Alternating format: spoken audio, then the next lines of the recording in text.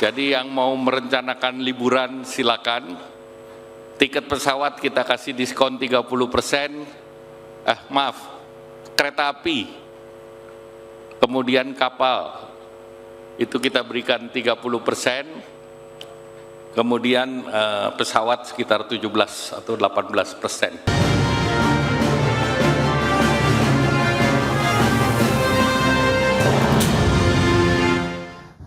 Pemerintah memberikan diskon tarif pesawat hingga 18% selama periode libur Hari Raya Idul Fitri 2026.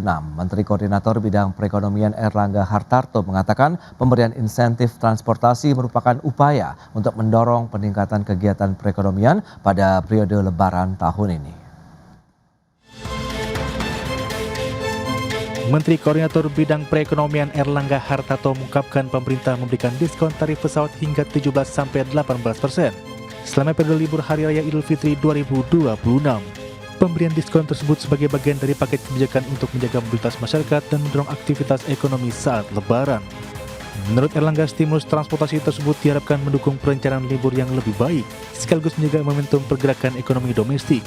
Ia menyebut Indonesia memiliki karakteristik berbeda dibandingkan negara lain, di mana peningkatan mobilitas selama periode liburan justru diikuti oleh kenaikan belanja masyarakat.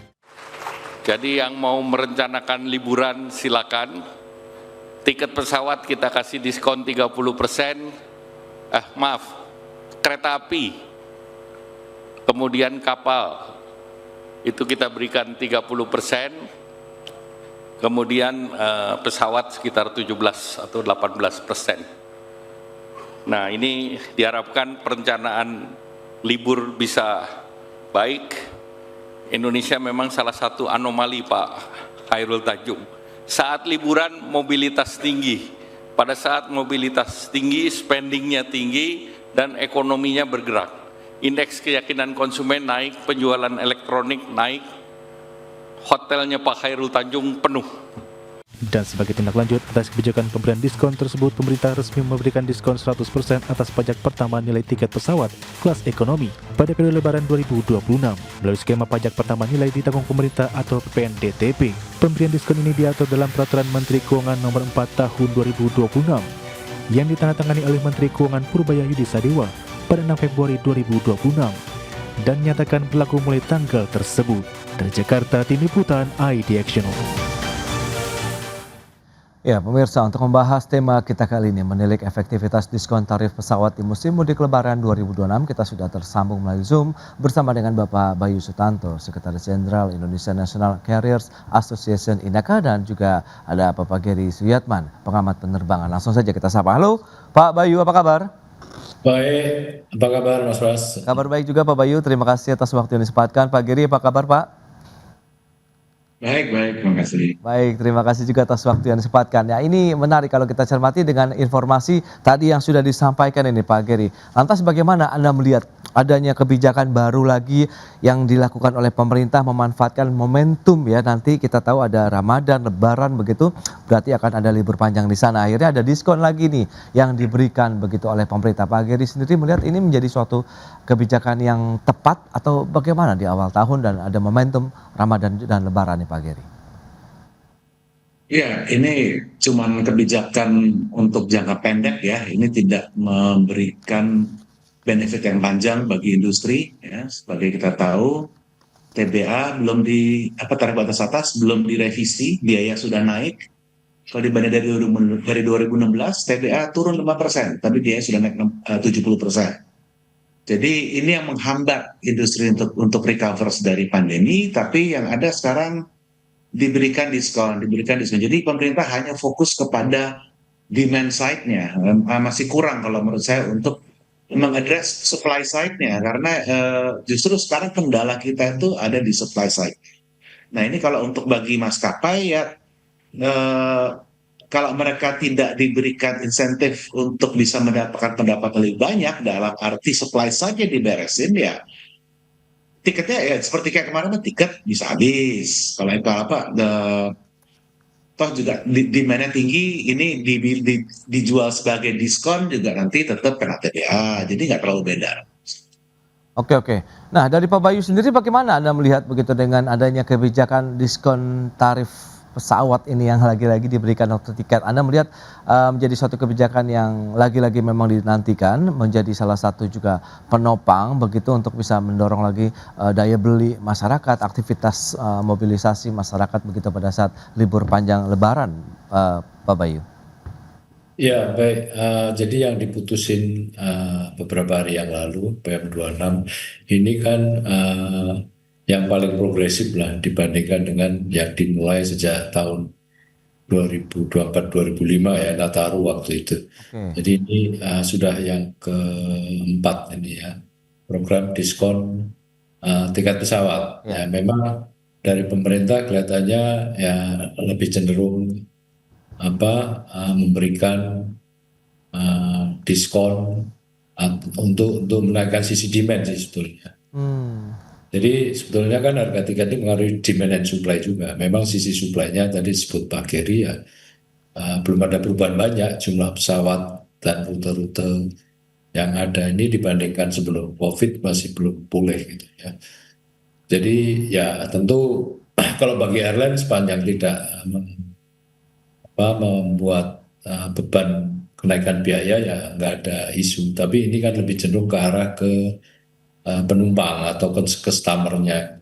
Iya. Jadi semua komponen biaya penerbangan ya sebagian besar ini kan dibebaskan PPN-nya. Kalau dulu PPN-nya cuma diskon, kalau ini 100% gitu ya, tidak dipungut atau ditanggung oleh pemerintah gitu ya. Mulai dari harga tiketnya, kemudian juga passenger service charge atau airport tax, kemudian juga biaya bandar udara khususnya landing charges, parking and landing charges, dan juga untuk harga fuelnya juga yang selama ini juga ada PPN dibebaskan. Di luar itu juga ada diskon kan, dari harga fuel aja ada diskon 10%. Kemudian untuk landing charges 50%, kemudian untuk di 37 bandara sih memang. Oke, tapi bagaimana dengan TBA tadi yang disampaikan oleh Pak Geri nih, Pak Bayu? Anda melihat ini Ya, menjadi sebetulnya tantangan? TBA ini lebih mendasar gitu ya, karena di Indonesia ini kan nggak seperti negara lain, rezimnya adalah mengintervensi harga tiket pesawat udara, ya diberi harga batasan atas atau plafon, ceiling price, dan juga harga batasan bawah Oke. atau price gitu. Tapi sebetulnya kan basicnya sebetulnya di negara lain kalau kita belajar ya cenderung mereka mengintervensi dari sisi supply and demand. Kalau ini kan di satu sisi hanya demand aja, supply-nya belum bisa pulih. Gitu. Itu aja sih, belum mendasar, tapi ini jangka pendek aja. Gitu. Oke, Mungkin ini masih yang disukai pemerintah. Gitu. baik. Nah, kalau dari sisi supply side-nya apa yang perlu dilakukan, Pak Geri? Kalau memang Anda sempat juga tadi menyampaikan bahwa ini menjadi concern bersama kalau kita bicara mengenai supply side, kemudian dengan tadi sudah apresiasi sudah diberikan sebenarnya juga oleh Inaka, tapi apakah kita masih perlu ada satu kebijakan baru, elaborasi yang lebih kuat lagi misalnya untuk bisa mendorong industri penerbangan, Pak Geri? Ya kembali lagi revisi TBA. TBA yang sekarang ini 5% di bawahnya TBA yang 2016. Oke. Ini TBA ini sudah berlaku dari tahun 2019 ya, hanya ditambahkan 10% karena ada kenaikan di biaya bahan bakar yang cukup besar. Tapi kembali lagi, industri bagaimana bisa recover kalau kalau kita bilang potensi keuntungan bagi maskapainya dipotong. Ini industri margin tipis ya. Dan ini industri yang nggak bisa nyimpan barang. Oke. Jadi semuanya harus berjalan secara langsung tanpa bisa menyimpan barang. Jadi kan harganya harus naik turun. Kita sudah 2 tahun terakhir dengar keluhan masalah harga tiket mahal. Tapi yang disalahkan TBA-nya. Justru TBA-nya membuat harga tiket itu mahal di saat low season gitu. Ini yang juga mengakibatkan roda ekonomi juga macet karena pergerakan masyarakat, pergerakan pebisnis segala itu terganggu. Ya, sedangkan pada saat peak season tiketnya habis. Jadi ini tanda bahwa TBA-nya terlalu rendah.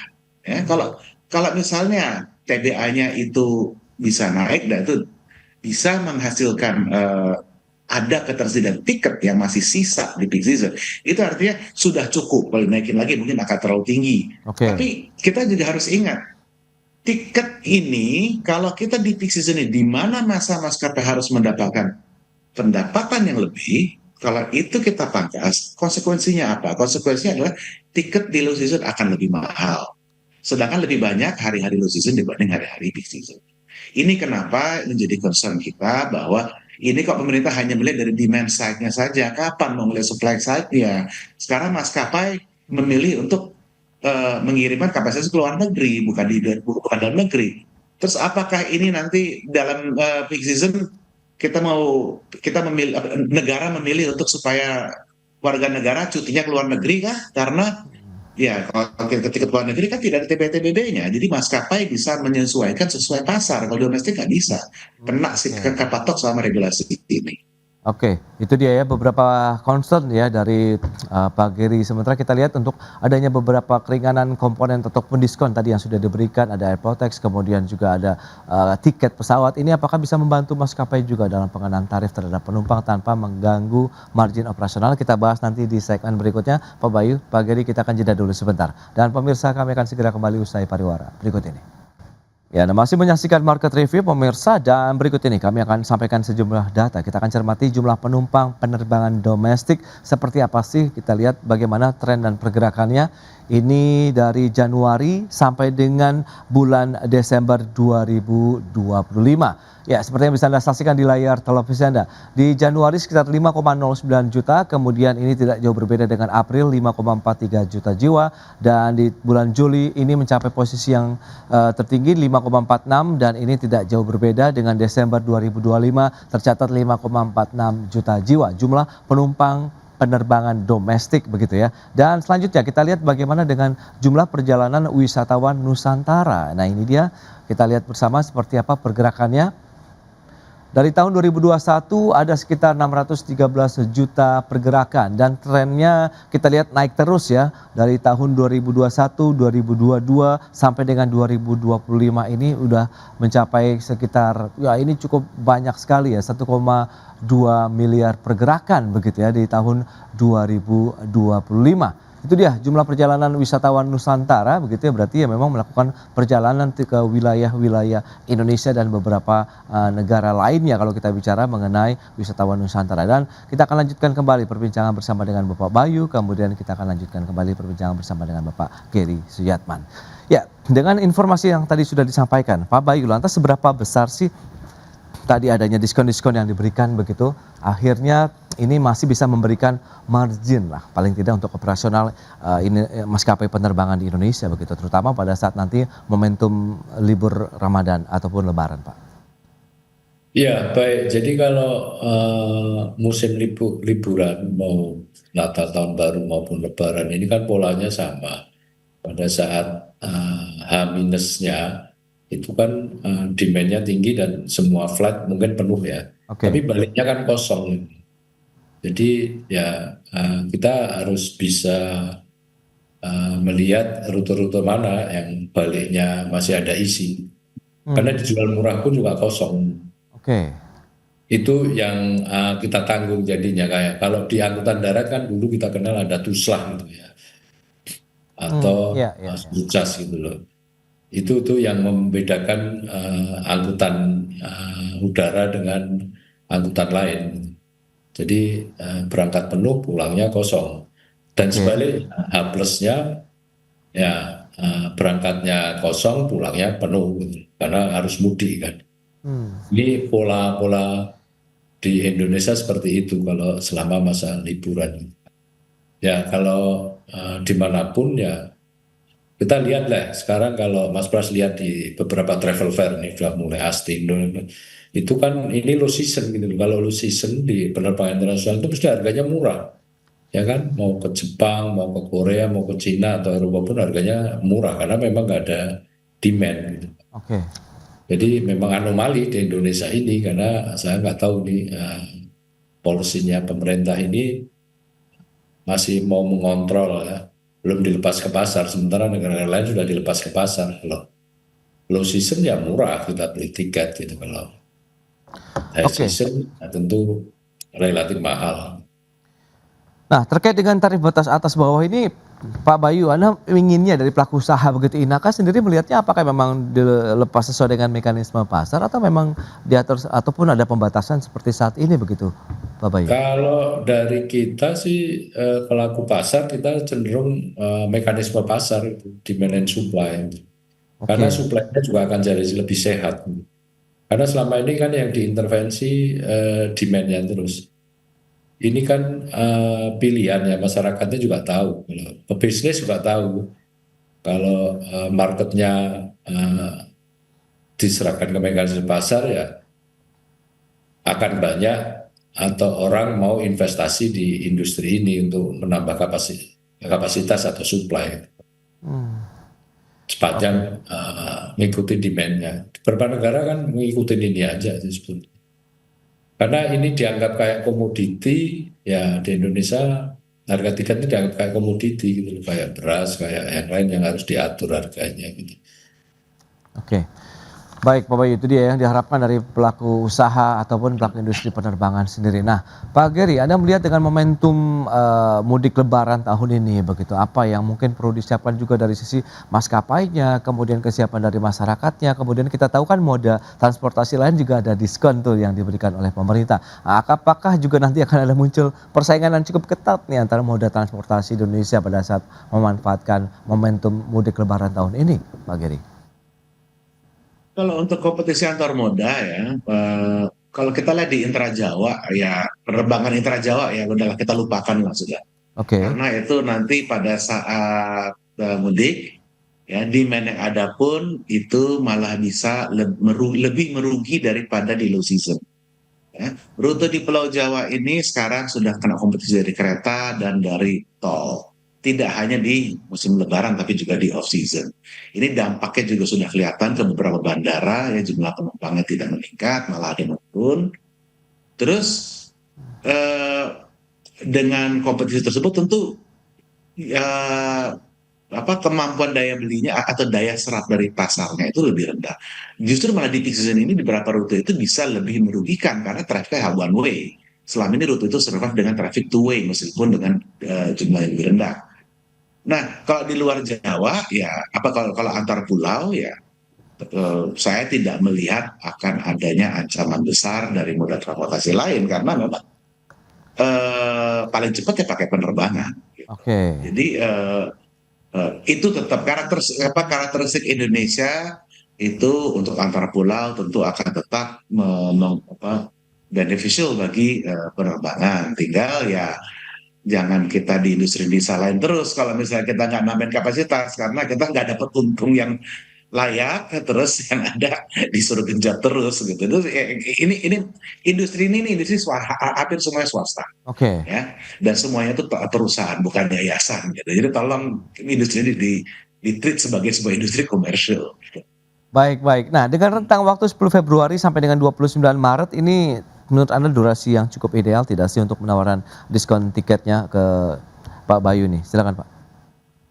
Ya cukup lumayan karena ini kan sama dengan masukan-masukan kita untuk periode diskon sebelumnya kan. Oke. Sebelumnya kan diumumkan mepet gitu ya. Ya. Ya orang sudah pesen tiket semua gitu loh. Sesuai dengan ya kondisi supply and demand. Hmm. Tapi ini lebih panjang, bahkan dimulai besok kan ya. Hari ini pun kan para maskapai dikumpulin juga di sosialisasi tentang pengenaan tarif diskon yang terbaru ini.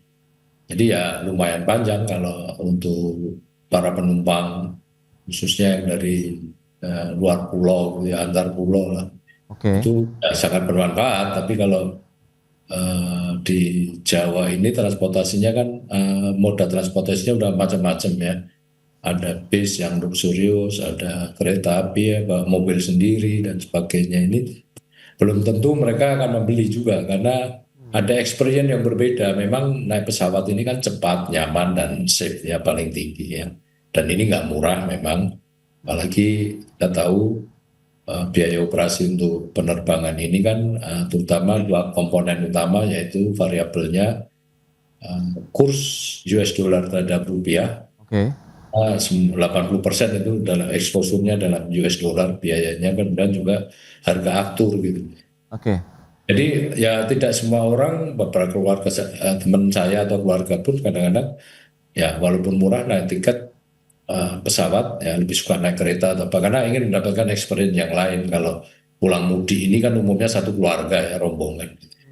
Baik, Itu baik. aja sih. Oke. Nah, Pak Bayu, lantas bagaimana persiapan dari teman-teman pelaku industri penerbangan untuk menyambut momen libur panjang ataupun mudik Lebaran tahun ini begitu? Ya seperti biasa kita promo lah gitu ya. Harga karena demand naik ya tentu harga tiketnya ke arah TBA plus ada kemungkinan ditambah fuel surcharge yang dulunya 10%, sekarang kan untuk libur Lebaran ini kan yang tahun ini kan jadi 2%. Ya, Oke. ya tetap kita jual biasanya kalau kalau demandnya tinggi ya tetap aja dijual di sisi TBA atas. Oke, itu dia beberapa yang sudah dilakukan, ada diskon khusus yang sudah diberikan oleh pemerintah, kemudian ada promo-promo yang diberikan juga oleh maskapai penerbangan sehingga nanti akan menarik lagi minat ya, terutama masyarakat yang ingin melakukan bepergian dengan menggunakan maskapai penerbangan. Baik, Pak Bayu, kemudian Pak Geri, terima kasih banyak atas informasi, update, dan juga insight yang sudah diberikan kepada pemirsa pada hari ini. Selamat melanjutkan aktivitas Anda kembali. Salam sehat Pak, sampai berjumpa kembali. Pak Bayu, Pak Geri, terima kasih. Terima kasih Mas Pras. Baik pemirsa, 1 jam sudah saya menemani Anda dalam Market Review dan perbahari terus informasi Anda hanya di IDX Channel, your trustworthy and comprehensive investment reference. Karena urusan masa depan harus di depan, aku investor saham. Saya Prasetyo Wibowo, beserta seluruh kerabat kerja yang bertugas pamit undur diri. Terima kasih dan sampai jumpa.